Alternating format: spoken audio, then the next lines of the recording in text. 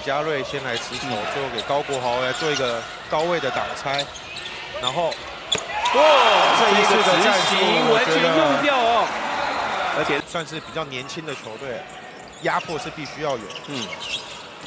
哇，这球漏掉，换左手2分拿到，高国豪，这球好球，哇，双卫的配合让高国豪包进这2分。工程师因为放上是双卫嘛，2个比较矮小的阵容，怕被打脸。高国豪突然间又来耍了一下，这7分都在这一节。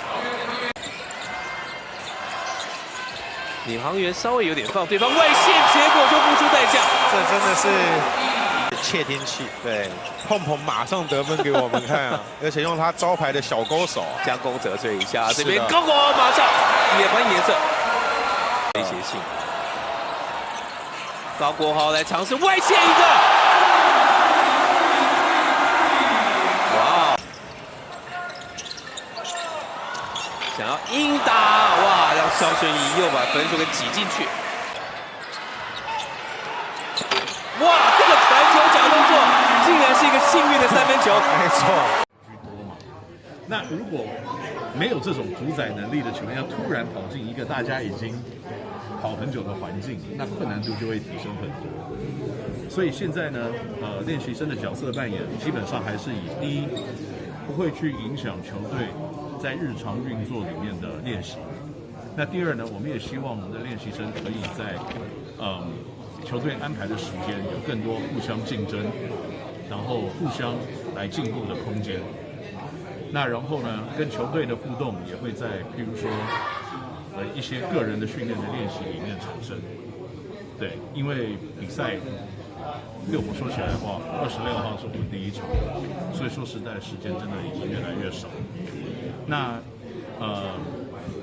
练习生的这些训练的内容，多多少少我们也会有一点先是有点分开的，可是我们也不会让他们就是晾在那边，这个我觉得也是不应该了。所以接下来就是会跟球队这边会有新的一些练习生的课程跟讨论，让他们来执行。有了接口支付，现在才能够如此安全的站在这个舞台上面。我相信大家呢现在都还蛮期待的这一段故事。我们是不是请了我们副队长陈立焕跟大家分享一下？故事就是这样的。有一次过年嘛，然后就是跟3-5个好友出去玩牌，在他们家，然后身上没带现金，那就那天运气废了，输了，一不小心输多了，然后他就冲进5个黑衣人不让我走，然后这时候呢，我朋友就拿出一个 QR code 就叫我扫，然后我就让扫了之后，幸好就是保住了我的一个左手，让我可以继续在场上打球。没有开玩笑的，开玩笑的啊，真的单纯是开玩笑的。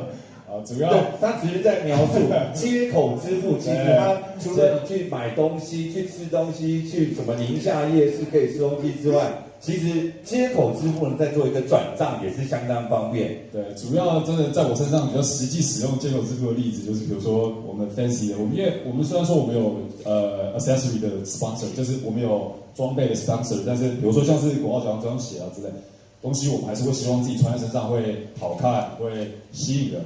那有一些可能没有赞助到的东西，那我们可能要自己上网去想办法。那所以这部分的话，其实接口支付就很方便的帮助我们去支付我们所想要的一些让自己看起来会觉得很有自信的一些产品。所以这些东西在这些东西使用上，我觉得接口支付就非常方便的去帮助到我们在购买这些产品上。所以我觉得这点上在接口支付上是帮助我们很大，因为球员毕竟嘛，就是穿得好看，你打得好。这个是球员的一个小小的一个迷信，所以对啊，就很方便。